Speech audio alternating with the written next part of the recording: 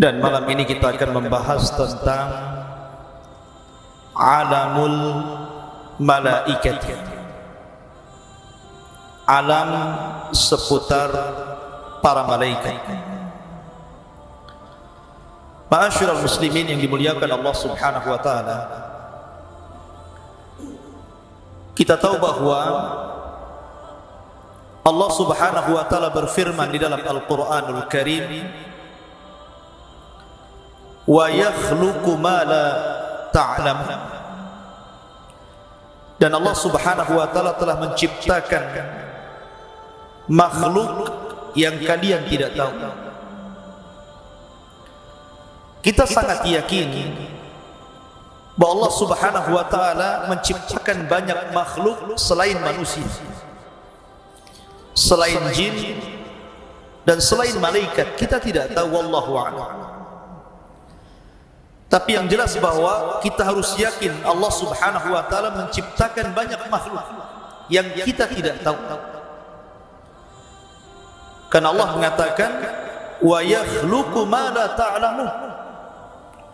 Dan Allah menciptakan makhluk yang kalian tidak tahu. Maka salah satu makhluk yang tidak bisa kita lihat ciptaannya, tetapi mereka bisa kita rasakan keberadaannya, adalah para malaikat. Jadi malaikat adalah makhluk yang Allah Subhanahu wa taala ciptakan dan Allah Subhanahu wa taala perintahkan untuk senantiasa bersama manusia. Ma'asyiral muslimin yang dimuliakan Allah Subhanahu wa taala, ketika Allah Subhanahu wa taala menciptakan makhluk yang namanya jin, maka jin adalah makhluk yang pertama kali menghuni bumi ini sebelum manusia. Tetapi jin itu Allah Subhanahu wa taala berikan karakter berbeda dengan manusia. Kebanyakan mereka kufur kepada Allah, sehingga kehidupan mereka suka merusak bumi dan menumpahkan darah.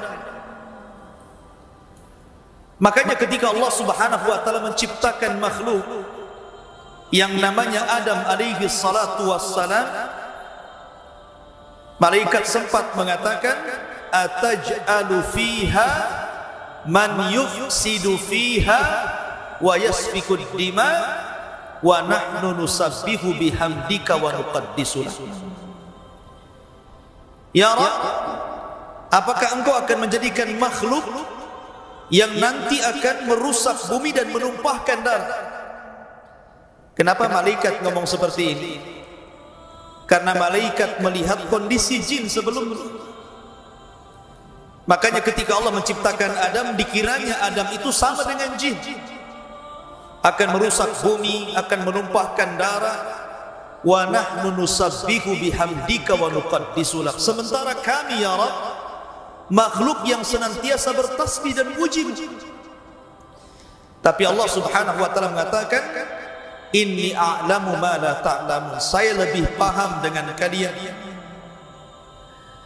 Ma'asyiral muslimin yang dimuliakan Allah Subhanahu wa taala, ketika Allah Subhanahu wa taala ciptakan Adam dan ditiupkan ruh, maka Allah Subhanahu wa taala berfirman, wa idh qala rabbuka lil malaikati isjudu li Adam fasajadu illa iblis. Dan ketika Rabbmu memerintahkan kepada para malaikat untuk sujud kepada Adam, maka seluruh malaikat sujud kecuali iblis. Aba wastakbara wa kana minal kafirin. Ketika malaikat sujud kepada Adam, maksudnya sujud ta'zim, bukan sujud ibadah. Karena sujud ibadah tidak boleh diberikan kecuali kepada Allah. Yang dimaksud sujud ta'zim itu sujud penghormatan. Malaikat hormat kepada Adam. Sejak sujudnya para malaikat kepada Adam alaihi salatu wassalam, maka sejak itu ada hubungan baik antara malaikat dan seluruh anak keturunan Adam. Sejak sujudnya para malaikat kepada Adam, Maka sejak itulah ada hubung kait antara malaikat dengan seluruh anak cucu Adam. Makanya Adam alaihi salatu wassalam ketika belum ditiupkan roh, maka iblis itu selalu datang dan melihat-lihat. Terkadang iblis masuk ke telinganya Adam, terkadang masuk ke lubang hidungnya karena belum ditiupkan roh, masih berupa patung keras. Kemudian iblis mengatakan, lau sullitu alayya la ahlakan. Kalau seandainya makhluk ini diserahkan kepadaku, kuhancurkan dia. Dan nampak hasadnya di sini. Belum lagi ditiupkan roh, iblis sudah hasad tu sama Adam. Makanya kemudian ketika Allah Subhanahu wa taala meniupkan ruh kepada Adam, Adam kemudian meminta bantuan kepada Allah Subhanahu wa taala karena lemahnya dia di hadapan iblis. Maka Allah Subhanahu wa taala menjanjikan kepada Adam, setiap lahir anak keturunan Adam, maka Allah Subhanahu wa taala akan mengutus malaikat untuk menjaga Bani Adam dari gangguan syaitan. Itu menunjukkan ada hubung kait. Makanya ketika Nabi Adam alaihi salatu wassalam meninggal dunia, seluruh anak-anak Adam kebingungan macam mana caranya memperlakukan jenazah Adam. Tidak ada yang tahu ini macam mana Adam meninggal, ini harus diapakan. Maka kemudian malaikat mencontohkan bagaimana caranya melakukan fardu kifayah. Maka malaikat kemudian memandikan Adam, mengkafaninya dan menguburkannya. Yang itu menjadi sunnah bagi seluruh manusia apabila meninggal dunia. Dimandikan, dikafankan dan dikuburkan. Lah ketika Adam alaihi salatu wassalam kemudian malaikat sujud kepada Adam alaihi salatu wassalam, kemudian selesai sujud, maka Allah Subhanahu wa taala berfirman kepada Adam, ya Adam, salim ilaihim. Wahai Adam, ucapkan salam kepada mereka para malaikat. Fa innahu tahiyyatuka wa tahiyyatu ummatika min ba'dika. Karena sesungguhnya ucapan salam itu akan menjadi simbol ucapan penghormatan bagi umatmu sampai kiamat dibangkitkan.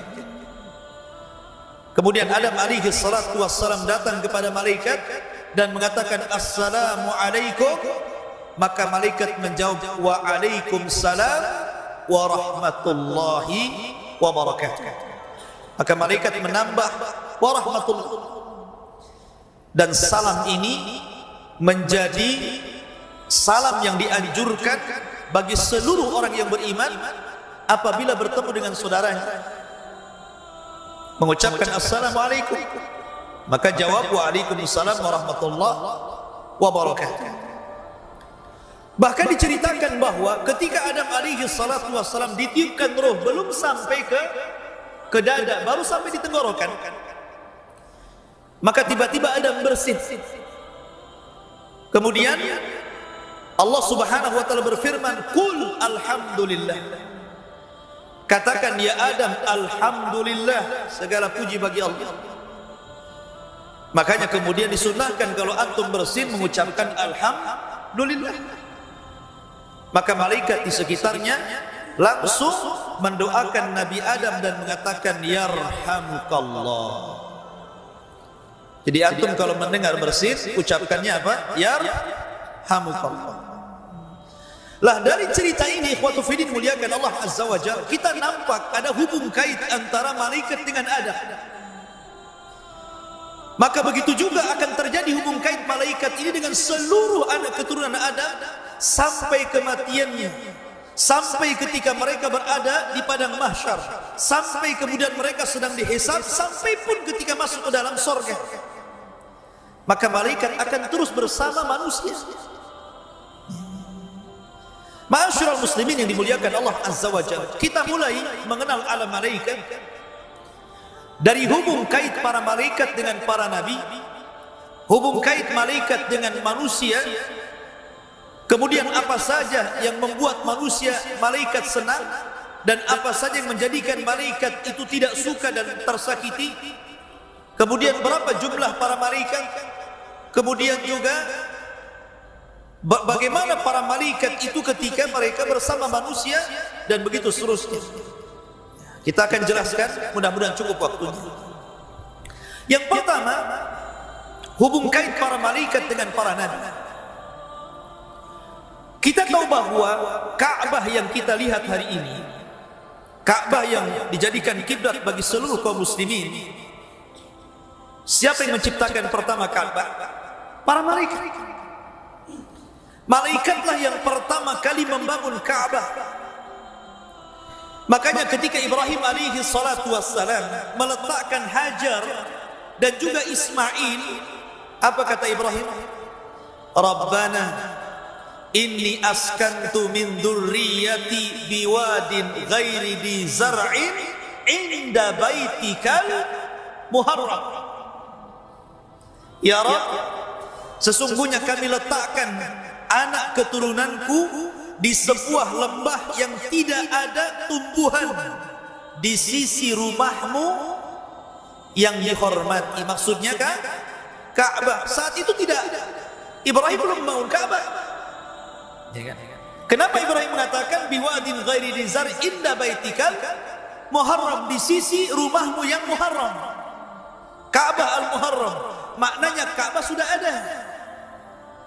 Ibrahim meletakkan Ismail dan Hajar di situ. Cuma karena lamanya waktu Ka'bah itu kemudian roboh, sehingga tinggal pondasinya yang sudah terkubur tanah. Dari situlah kemudian Allah Subhanahu wa taala berfirman, wa id yarfa'u Ibrahimul qawaida wa Ismail. Dan ketika Ibrahim meninggikan Ka'bah, bukan membangun, karena pondasinya sudah ada, meninggikan Ka'bah dan putranya Ismail, karena memang Ka'bah sebelumnya sudah dibangun oleh siapa? Oleh malaikat. Ibrahim tinggal meninggikan saja dari pondasi. Lah ada kisah yang menarik. Ketika Nabi Ibrahim kemudian pulang setelah meletakkan Hajar dan Ismail di Mekah, kemudian dia pulang ke Palestina. Dan Ibrahim sudah tua. Tiba-tiba Allah Subhanahu wa taala mengutus 3 malaikat yang menjelma anak-anak muda yang tampan, anak-anak muda yang kekal, datang ke rumah Ibrahim. Karena Ibrahim itu ma'ruf, orang yang pertama mengajarkan bagaimana cara menghormati tamu. Dan itu menjadi syariat kita, ya kan? Nabi SAW mengatakan, man kana yu'minu billahi wal yawmil akhir falyukrim dhaifahu. Barang siapa yang beriman kepada Allah dan hari akhir, hormati tamunya. Siapa yang pertama kali mengajarkan cara menghormati tamu? Ibrahim.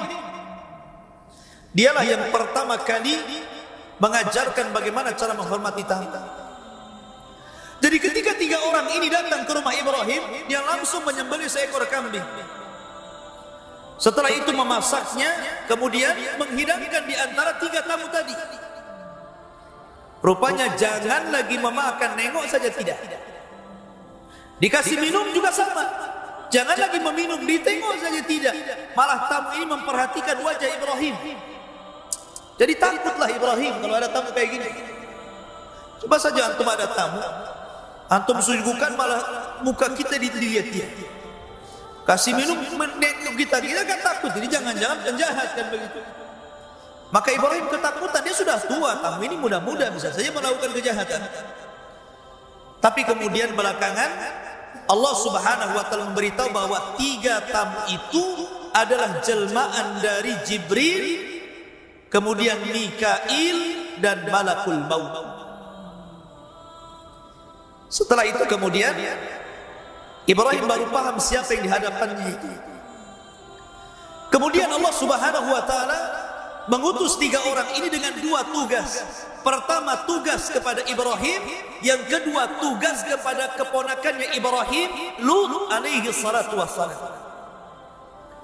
Adapun tugas kepada Ibrahim, Maka malaikat ini menghabar gembirakan bahwa Ibrahim akan punya anak namanya Ishak, lain ibu dengan Ismail.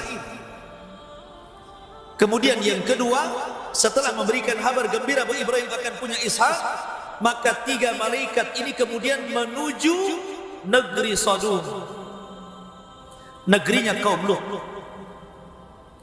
Karena mereka menjelma orang-orang laki-laki tampan, laki-laki yang kekar gitu kan.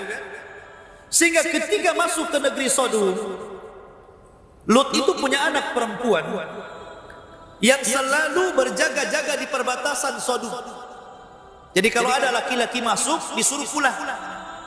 Karena apa? Takut diperkosa oleh orang-orang Sodom. Laki-laki memperkosa laki-laki. Aneh ya? Harusnya laki-laki memperkosa perempuan kan gitu. Ini laki-laki memperkosa perempuan laki-laki gitu kan. Namanya kaum Lut, liwat. Bahasa kita kerennya LGBT lah ya. Kemudian anak muda ini terus memaksa ingin bertamu kepada Lut alaihi salatu wassalam. Akhirnya karena mendesak, kemudian anak putrinya membawa 3 tamu yang tampan-tampan ini ke rumah Lut. Rupanya istri Lut ini berkhianat. Dia keluar dari rumah kasih tahu kaum Sodom bahwa di rumah dia ada tamu laki-laki yang tampan-tampan. Oh, cepat kamu ke sana gitu. Datang segerombolan laki-laki. Kemudian mengepung rumah Lut tuh. Memaksa ingin masuk dan mengambil 3 anak muda tampan itu. Mereka enggak tahu kalau itu adalah malaikat gitu. Masa malaikat mau diperkosa? Ya. Akhirnya kemudian mereka karena memaksa itu membuka, mendobrak pintu. Lut sudah berusaha menahan pintu, tapi mereka meringsek masuk. Disitulah mereka baru paham ketika Jibril alaihi salatu wassalam melihat mereka. Jibril keluar dan langsung merubah dirinya menjadi bentuk aslinya, memiliki 600 sayap dan langsung ditampar oleh sayapnya. Semua buta matanya. Ya. Jadi yang datang itu semuanya buta. Kalau yang nggak datang nggak buta. Itu hukuman yang pertama kepada kaum Lut, dibutakan matanya. Jadi keluar matanya semua dari tempat. Kemudian setelah itu Jibril terbang ke atas dengan 1 sayap. Jibril menancapkan ke negeri Sodom, kemudian mengangkat ke langit, kemudian menumpahkannya. Otomatis orang berjatuhan itu. Tidak cukup sampai di situ, ketika mereka sudah berjatuh sampai di bumi, Allah tembakin dengan batu seperti meteor. Ada apinya sampai mati. Setelah itu baru Allah timpakan Sodom dan mengubur mereka semua. Dari sinilah kemudian Ali bin Abi Thalib radhiyallahu anhu mengambil istinbat hukum bagi para pelaku homoseksual, bahwa mereka bukan dirajam, tetapi mereka dibawa ke atas bukit atau ke atas gedung, kemudian dilempar, setelah itu dirajam dari atas. Seperti Jibril memperlakukan negeri Sodom, dinaikkan dulu, kemudian diruntuhkan, baru ditembakin batu. Begitu ya. Tapi ini tugas pemerintah, bukan tugas antum. Nanti antum tangkepin pula itu orang-orang di jalan. Ya. Dibawa ke yang tinggi, dilempar-lempar ya. Ma'asyiral muslimin yang dimuliakan Allah Azza wa Jalla. Lah dari sini ikhwatu fillah, di sini ada hubung kait malaikat dengan Nabi Lut dan ada hubung kait malaikat dengan Ibrahim. Kemudian kisah yang lain, kisah Nabi Daud alaihi salatu wassalam, raja kedua Bani Israel setelah Talut, Daud, kemudian Sulaiman. Itu 3 raja Bani Israel. Nabi Daud alaihi salatu wassalam terkenal ahli ibadah. Makanya kesehariannya Daud itu menjadikan 1 hari untuk melayani rakyatnya, 1 hari untuk memfokuskan ibadah dia dengan Rabb-nya, dan 1 hari untuk mengurus keluarganya. Jadi Daud membagi 3. 1 hari untuk melayani rakyatnya, setelah itu 1 hari besoknya dia fokus untuk ibadah kepada Rabb-nya, 1 hari berikutnya baru dia melayani keluarganya. Jadi kalau dia sedang fokus ibadah atau sedang melayani keluarga, datang kaumnya mengadu, tidak akan direken sama Daud alaihi salatu wassalam. Kenapa? Karena ada waktu harinya. Sampai suatu ketika ada dua orang yang bertengkar tuh, ingin seperti selesaikan masalahnya, datang kepada Nabi Daud pada hari di mana Daud sedang beribadah kepada Allah. Daud tidak peduli, kenapa? Nunggu 3 hari lagi lah. Ini hari saya beribadah, jangan diganggu. Maka akhirnya Allah Subhanahu wa taala mengutus 2 malaikat menguji Daud. Dengan cara apa?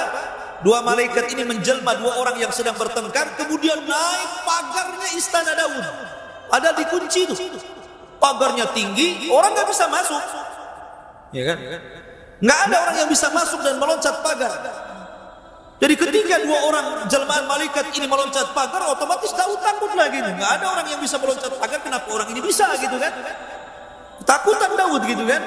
Maka kedua orang ini mengatakan, wahai Daud, kami ini orang yang sedang bertengkar, tolong damaikan kami.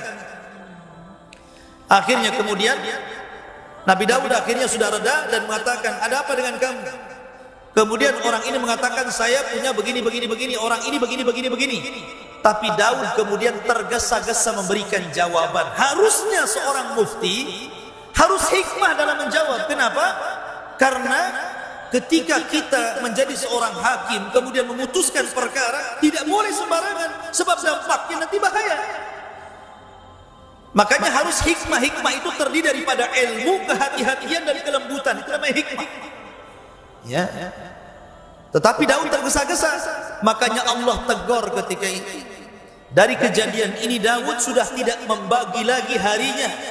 Dia fokus untuk menjadi hakim yang adil kepada rakyatnya. Dari sini menunjukkan apa? Ada hubung kait malaikat dengan Nabi Daud alaihi salatu wassalam. Kemudian cerita berikutnya, cerita tentang kisah Maryam dan Zakaria. Kita tahu bahwa Nabi Zakaria ini pamannya Maryam.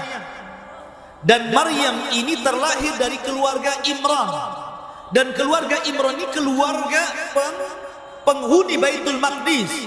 Karena solehnya, maka Allah Subhanahu wa taala cantumkan dalam satu surat namanya Al-Imran. Keluarga Imran punya anak namanya Maryam. Maunya laki-laki tapi keluar perempuan, gitu kan? Karena dia sudah bernazar kalau punya anak diserahkan ke Baitul Maqdis untuk mengabdi, ya sudahlah, perempuan pun tak apa-apa gitu kan. Diserahkan ke Baitul Maqdis dan dirawat oleh Nabi Zakaria pamannya. Anehnya, Maryam ini gak pernah keluar dari mihrabnya. Dia beribadah sejak kecil, dia beribadah sampai dia gadis. Subhanallah. Karena ibadahnya itulah Allah perhatikan rizkinya. Setiap kali Zakaria masuk ke mihrabnya, sudah ada makanan di situ. Dan makanannya aneh. Makanan yang harusnya di musim dingin ada di musim panas. Makanan yang harusnya ada di musim panas ada pula di musim dingin. Dari sini Zakaria berpikir, usia saya sudah 100 tahun, istri saya sudah 90 tahun, belum punya anak. Kalau Allah tidak mustahil memberikan makanan musim panas ada di musim dingin, makanan musim dingin ada di musim panas, maka kalau saya terus meminta keturunan, bukan mustahil Allah juga akan memberikan kepada saya. Dari setelah kemudian Zakaria berdoa, maka datanglah Jibril memberi kabar bahwa istri Zakaria telah mengandung Yahya. Lihat bagaimana hubung kait malaikat dengan Nabi Zakaria. Padahal usia sudah 100 tahun, istrinya 9 tahun, itu kan sudah tua ya. Coba saja bapak-bapak nanti kalau usia 100 tahun, coba ngaca kayak apa mukanya. Ya. Kan sudah tua dah. Secara logika dokter pun nggak ada yang mengatakan umur segitu punya anak. Apalagi Allah mengatakan wa mar'atuhu akir, artinya bahwa istrinya mandul gitu kan. Tapi kuasa Allah keduanya memiliki punya anak. Dari sini menunjukkan tidak ada yang mustahil bagi Allah. Jangan putus asa, nggak punya anak, berdoa, nanti Allah kabulkan. Di sini ada hubung kait antara malaikat dengan Nabi Zakaria dan Maryam. Kemudian hubung kait para malaikat dengan Rasul kita yang mulia alaihi salatu wassalam. Ketika Nabi sallallahu alaihi wasallam diangkat menjadi nabi dan rasul, Kita tahu sebelumnya langit itu penuh dengan jin. Langit itu penuh dengan jin. Setiap hari jin itu naik ke langit untuk mencuri dengar wahyu yang diwahyukan Allah kepada para malaikat, supaya apa yang terjadi di bumi Allah tugaskan malaikat. Jadi jin itu mencuri dengar. Tapi setelah Rasul diutus jadi Nabi dan Rasul, maka langit diamankan oleh Allah. Kenapa?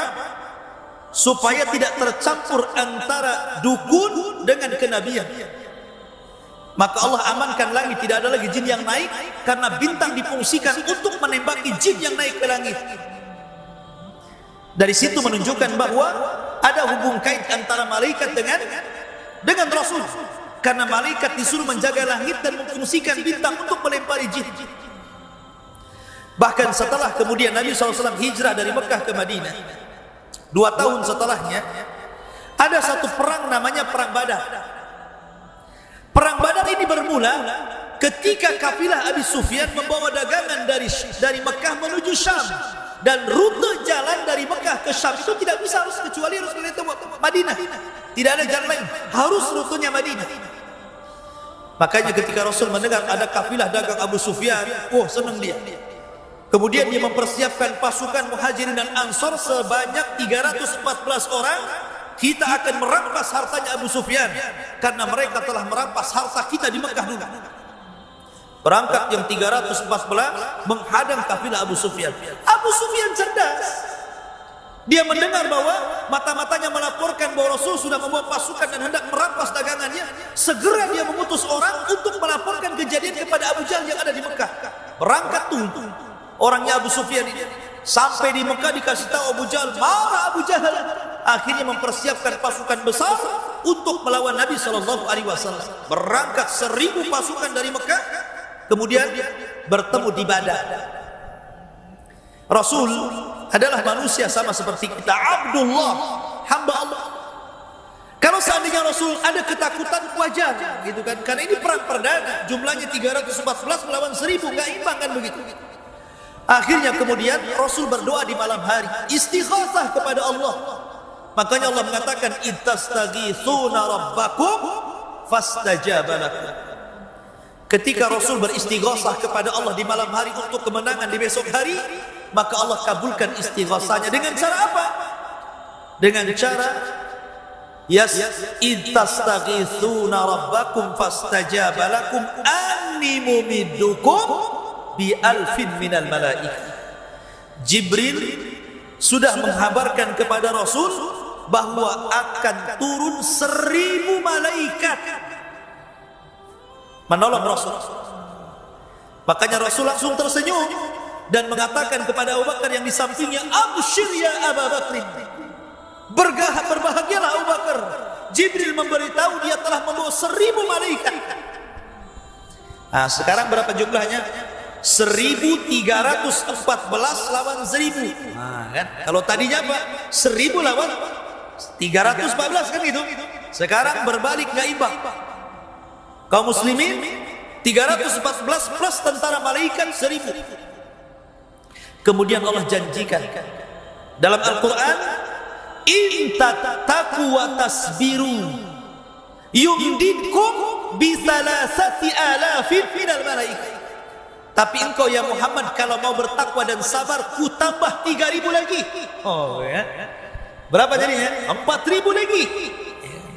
Makin gak imbang tuh. Dari malaikat 4000 plus 314 orang dari tentara Rasul melawan 1000. Pas peperangan, rupanya Allah tambah lagi bi 5,000 minal malaikah. 5.000 malaikat turun.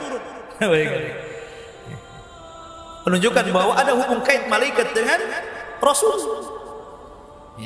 Sehingga Abu Sufyan yang menyaksikan peperangan itu minggat dari peperangan, kemudian dia lari ke Mekah, selamat dia.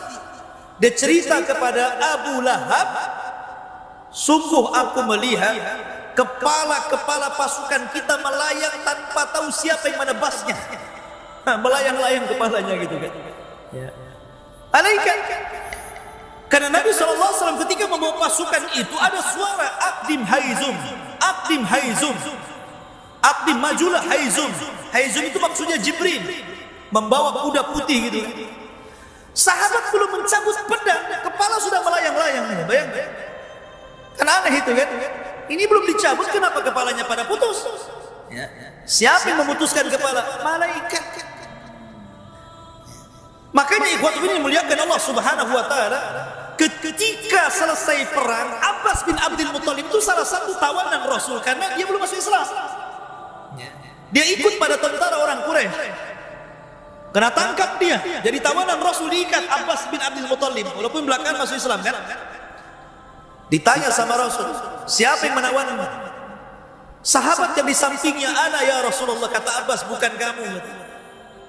Yang menawanku adalah orang yang sangat kekeh, membawa kuda putih dan pakaian putih, di tangannya pedang yang mengkilat.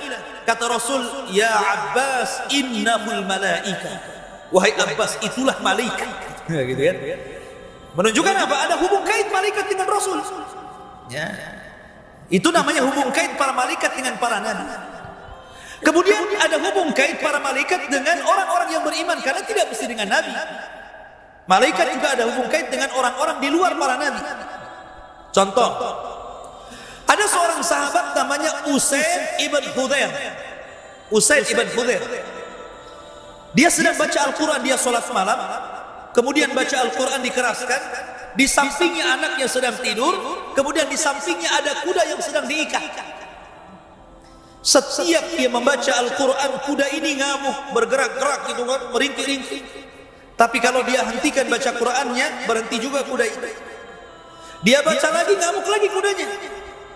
Dan tiba-tiba langit itu ada awan dan bercahaya di atasnya. Karena dia takut dengan anaknya, akhirnya dihentikan sholatnya. Kemudian besok harinya dia bercerita kepada Rasul dan mengatakan, ya Rasulullah, semalam saya sholat malam, saya membaca Quran, terjadi begini-begini. Maka Rasul mengatakan, seandainya kau lanjutkan bacaan Quranmu, maka para malaikat akan turun dari langit dan menyaksikan bacaan.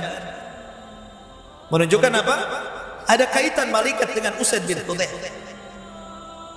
Kemudian contoh yang lain juga, Talha bin Ubaidillah dalam perang Badar atau perang Uhud ke perang Badar, lupa.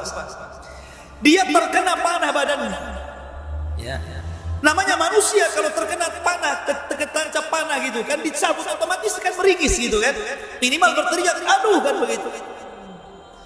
Jadi dia terkena panah, pas dicabut dia ngomong, aduh sakit gitu kan. Kata Nabi SAW, ya Talha, lau qulta bismillah la rafa'atkal malaikatu wan nasu yanzurun. Ya Talha, kalau tadi kamu tidak mengucapkan aduh, tetapi mengucapkan bismillah, sungguh malaikat akan mengangkatmu dan manusia akan memandang dirimu. Ini menunjukkan fadilah bismillah. Tapi sini ada hubung kait antara malaikat dengan siapa? Dengan Talha. Ya.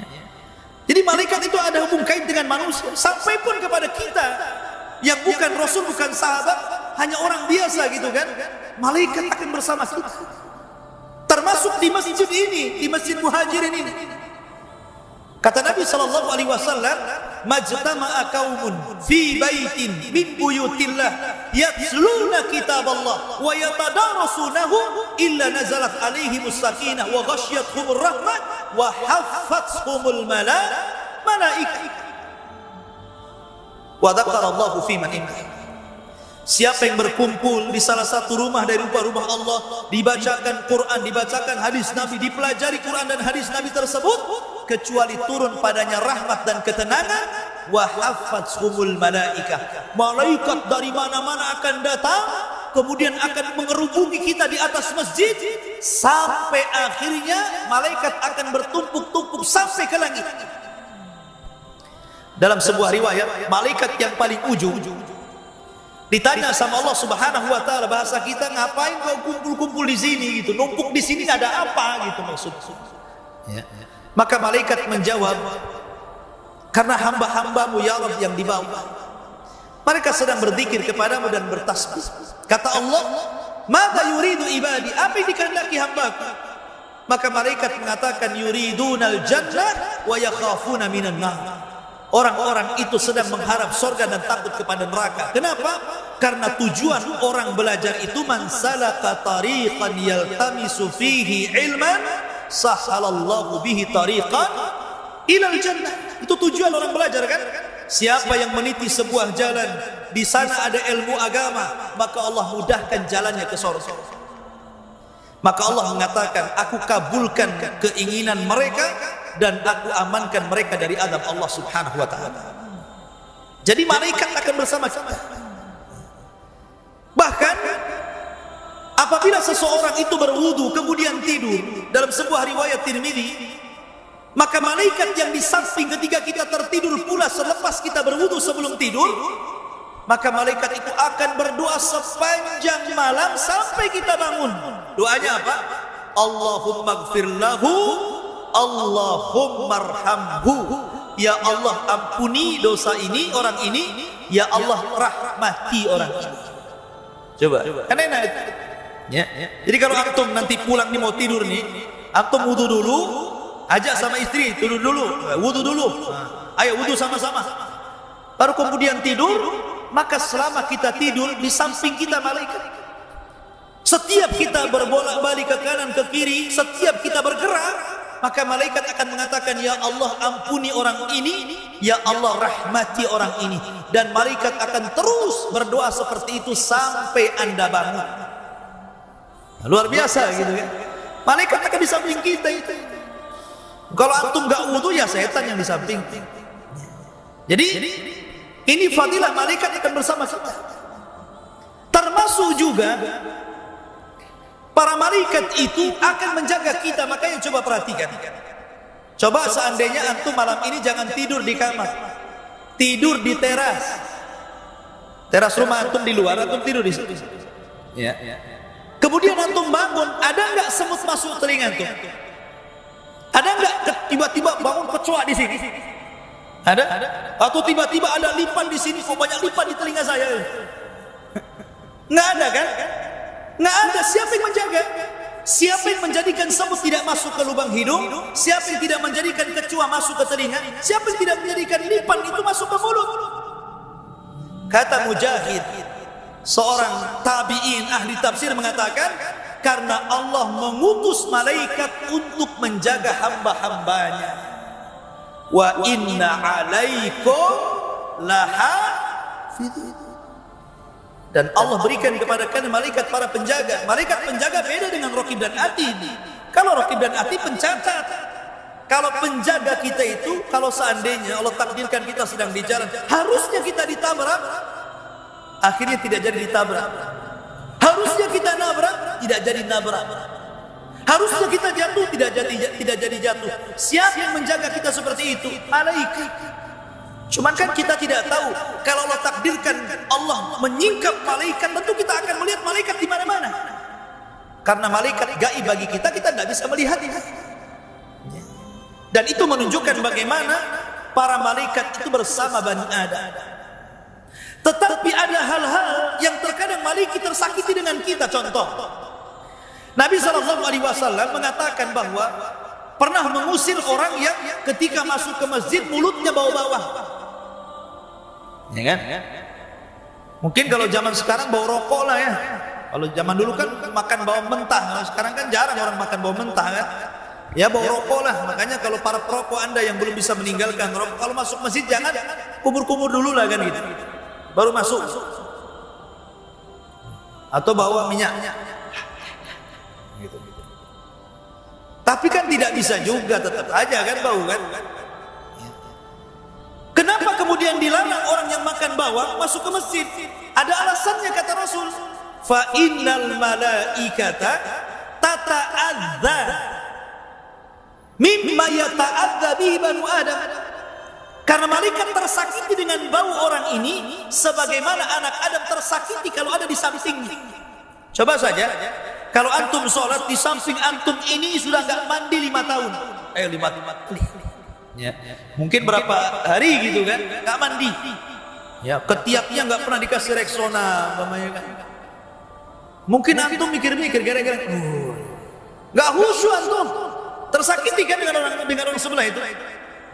Sebagaimana orang tersakiti kalau di sampingnya ada orang yang sangat bau, maka malaikat tersakiti juga dengan orang yang bau itu, menunjukkan malaikat tersakiti dengan Bani Adam.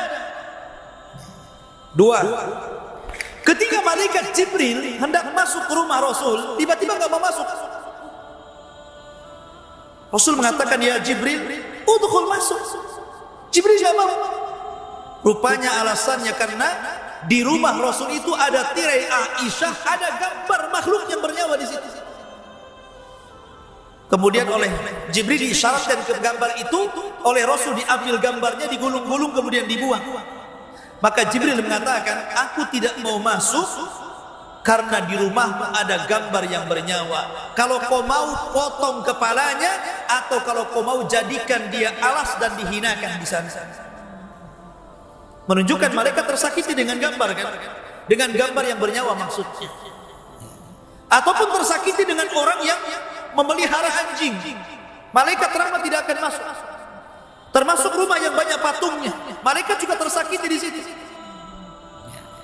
Lah di situ ikhwatu fillah menunjukkan bahwa malaikat itu tersakiti dengan anak Adam.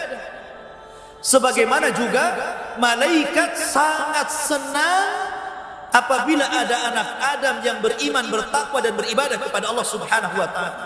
Malaikat senang. Malaikat sangat senang sehingga malaikat akan terus menjaganya. Ma'asyiral muslimin yang dimuliakan Allah Subhanahu wa taala. Kemudian juga para malaikat ikhwatu fillah dimuliakan Allah Subhanahu wa taala memiliki jumlah yang banyak. Jumlah mereka tidak bisa dihitung dengan jari, dengan kalkulator, dengan apapun alat yang bisa menghitung, malaikat tidak bisa terhitung. Saking banyak. Dan itu dilihat oleh Rasul ketika Rasul Mi'raj ke langit. Kemudian sampai di satu tempat namanya Baitul Ma'mur. Baitul Ma'mur itu Ka'bahnya para malaikat. Setiap hari 70.000 malaikat tawaf di Baitul Ma'mur. Kalau Ka'bahnya manusia ya Ka'bah di Mekah. Kalau Ka'bahnya malaikat namanya Baitul Ma'mur. Kata Ibnu Katsir, Ka'bahnya malaikat itu sejajar dengan Ka'bahnya manusia di bumi. Jadi kalau jatuh menimpa Ka'bah yang ada di bumi, sejajar. Menunjukkan bahwa mereka punya Ka'bah. Lah Rasul ketika Mi'raj melihat setiap hari ada 70.000 malaikat tawaf, habis itu keluar dan tidak kembali. Ada yang mengatakan diwafatkan. Jadi hidupnya satu hari saja diciptakan 70.000, masuk ke Baitul Ma'mur tawaf, habis itu diwafatkan. Ada yang mengatakan entah kemana perginya. Kemudian masuk lagi malaikat yang baru dengan jumlah yang sama. Hari itu juga keluar, besoknya masuk lagi dengan jumlah yang sama. Hari itu keluar, kemudian besoknya malaikat baru dengan jumlah yang sama. Begitu setiap hari. Coba Anda bayangkan, berapa tuh jumlahnya tuh? Makanya Rasul mengatakan setiap satu jengkal di langit itu ada malaikat yang sedang menata saf dalam rangka beribadah kepada Allah Azza wa Jalla. Jumlah mereka banyak. Ya kan? Dan di antara ikhwatu fiddin, walaupun jumlah itu para malaikat, mereka sudah dibagi-bagi tugas. Bukan mereka sesuka hati, tidak. Mereka sudah dibagi tugas oleh Allah Azza wa Jalla dengan seluruh tugas yang ada di alam semesta ini. Ada malaikat yang tugasnya menurunkan wahyu saja seperti Jibril. Ada malaikat yang tugasnya ngirim hujan seperti Mikail. Mikail tidak sendirian, ada malaikat-malaikat yang lain yang membantunya. Makanya ada satu kisah dalam Sahih Muslim kalau tidak salah. Nabi SAW menceritakan tentang dua orang yang memiliki dua kebun. Tiba-tiba awan ini, tiba-tiba ada awan. Awan ini berjalan sampai ke atas kebunnya seseorang. Tiba-tiba mengeluarkan hujan. Anehnya, hujan itu hanya ada di kebun itu saja. Jadi kebunnya luas, ya, tapi hujannya hanya di situ saja. Ini satu petak gitu kan. Ini banyak kebun orang, tapi awan itu hanya menghujani petak itu saja. Dan memanggil-manggil nama orang pemilik kebun itu dari atas. Jadi orang yang mengikuti awan itu dari belakang penasaran, kenapa awan itu asik di situ saja? Setiap ada awan di situ lagi gitu kan, dan tidak menghujani kebun sekitarnya. Akhirnya kemudian dia bertanya kepada penghuni kebun itu yang memiliki siapa namanya? Si Anu. rupanya persis apa yang ia dengar namanya dengan apa yang ia dengar dari langit. Kemudian ditanya, amalanmu apa gitu kan? Kok bisa kebunmu selalu dihujani? Maka dia mengatakan, karena aku jadikan hasilku 3 bagian. 1 bagian untuk bibit, 1 bagian aku infakkan, 1 bagian untuk keluarga. Setiap panen. Dari sini menunjukkan ma naqasa min mali sadaqah. Tidak mungkin berkurang harta yang disedekahkan. Bahkan Al-Imam Ibnu Katsir rahimahullahu taala menyebutkan satu riwayat dari Ibnu Asakir.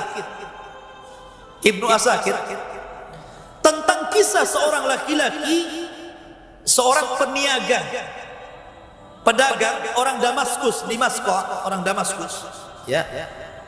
Dia jadi kalau membawa dagangan itu ke daerah namanya Zabadah, jauh, harus melintasi padang pasir. Di rumah dia di Damaskus, tempat jualan dia di satu tempat namanya Zabadah.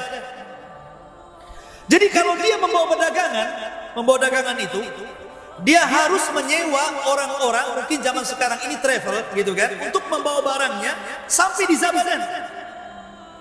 Akhirnya setelah dia dapat orang yang agak murah mau membawa barang dia ke Zabadah dari Damaskus, berangkatlah dia. Berangkat. Sampai di tengah jalan, kemudian travelnya ini nawarkan, gimana kalau kita cari jalan yang lebih pendek ke Zabadah, jangan cari jalan yang ini katanya. Akhirnya disepakati boleh juga, biar cepat sampai.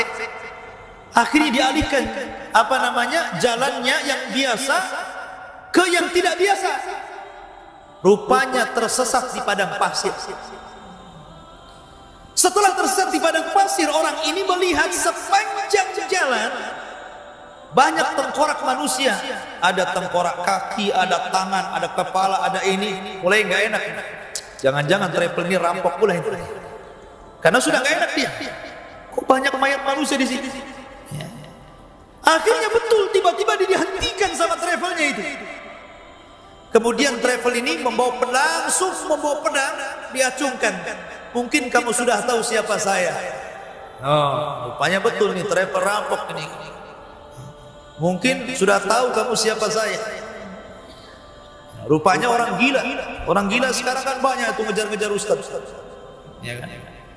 Akhirnya kemudian setelah itu sang pedagang yang sore ini mengatakan, kalau kau mau ambillah dagangan ini, tapi jangan bunuh saya, biarkan saya pulang. Kata rampok ini, semua orang yang kurampok persis ucapannya dengan kamu. Tapi saya nggak lepaskan, tetap saya bunuh katanya. Akhirnya dia mengatakan, ya sudah, kalau nggak ada jalan lain, kasihlah waktu. Entah beberapa menit saya ingin sholat. Akhirnya dia cepat-cepat tayamum, kemudian sholat. Namanya sholat di bawah kilatan pedang, kira-kira bisa baca nggak? Lupa semua lah kan begitu. Coba antum sholat, kemudian habis itu mau ditembak gitu kan? Lupa Fatihah aja ya lupa. Diem aja gini kan? Ini apa yang mau dibaca gitu kan? Karena habis ini mau dibunuh masalahnya. Tapi Allah Subhanahu wa ta'ala ilhamkan, ada satu ayat tiba-tiba terlintas di kepalanya. Ayat apa itu? Amma yujibul mudtarra idza da'ah wa yaksifus su wa yaj'alakum khulafa'al ardi ilahum ma'allah. Tiba-tiba terlintas ayat ini, langsung dia dibaca. Kenapa? Sudah ngeblank, nggak tahu apa yang dibaca. Tiba-tiba terlintas ayat ini. Ayat ini saja dibaca sama dia. Amma yujibul mudtarra idza da'ah, diulang-ulang gitu kan.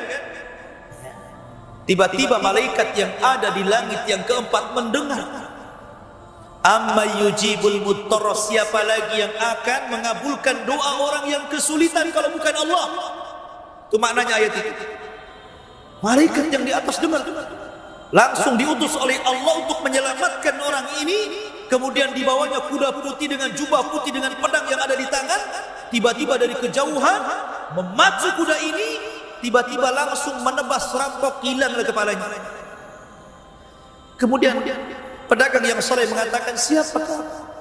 Dia mengatakan, saya al-malaku minal malaika arsalani Allah. Saya malaikat dari malaikat. Allah yang mengutus saya. Aku mendengar doamu dari lapisan langit yang keempat. Aku segera datang. Kata Imam Ibnu Katsir rahimahullahu ta'ala, terkadang orang-orang yang bertakwa, orang-orang yang senantiasa saleh dan saleh, dalam kondisi mungkin dia sangat memerlukan bantuan, maka Allah akan kirimkan para malaikatnya untuk membantu. Itulah malaikat. Masyaallah muslimin yang dimuliakan Allah Subhanahu wa taala. Makanya malaikat itu bukan hanya menyertai kita di dunia, sampai di kuburan. Datang mungkar nakir, tanya pula siapa Rabbmu, siapa nabimu, apa agamamu, gitu kan. Kemudian di padang mahsyar, malaikat itu akan menjadi sa'ikun wa syahid dalam Al-Qur'an itu. Akan mengarahkan tempat orang-orang yang beriman sesuai dengan tempat yang nyaman bagi dia. Ketika orang kafir lari ke sana ke sini dan mengatakan ya wailana man ba'atsana min marqadina, celaka kami, siapa yang membangunkan kami dari tidur kami. Orang-orang yang beriman diarahkan sama malaikat ke sini, tempat kamu di sini. Sa'iqun wa syahid, kata Allah. Akan menjadi penunjuk jalan dan saksi. Dan orang-orang yang beriman akan dikumpulkan dengan keluarganya. Walladzina amanu wattaba'athum dzurriyyatuhum biimanin alhaqna bihim dzurriyyatuhum. Ketika mereka masuk surga, malaikat sudah berada di pintu-pintu surga. Salamun alaikum bima sabartum fa ni'ma uqbaddar, kata malaikat. Keselamatan bagi kalian karena kesabaran kalian di dunia, masuklah dengan selamat. Ya kan? Jadi malaikat akan menemani sampai ke surga. Itulah hubung kait malaikat dengan manusia. Dan malaikat bisa kita rasakan, bukan kita tidak bisa merasakan. Jadi kalau ada kemudian perasaan-perasaan ingin ibadah, giat ngaji, ingin melangkahkan ke pengajian, itu hakikatnya dorongan ideal malaikat. Atau ada orang-orang yang ingin hijrah. Nah, sekarang kan sibuk-sibuk di bahasa hijrah gitu kan. Hijrah, ingin hijrah gitu. Siapa yang menolong dia ingin hijrah? Malaikat. Hijrah, ingin hijrah dari yang tadinya maksiat jadi taat, yang tadinya tidak berhijab jadi berhijab, yang tadinya nggak pernah ngaji rajin ngaji. Siapa yang mendorong hijrah itu? Malaikat yang mendorong hijrah itu. Jadi ini keberadaan malaikat sama dengan keberadaan setan, kita bisa rasakan. Maka dari sini alamul malaika kita harus yakin, karena satu di antara rukun iman al-imanu bil malaikah. Kalau anda kufur dengan malaikat, kafir anda, telah mengingkari Quran dan sunnah Nabi SAW. Wallahu a'lam.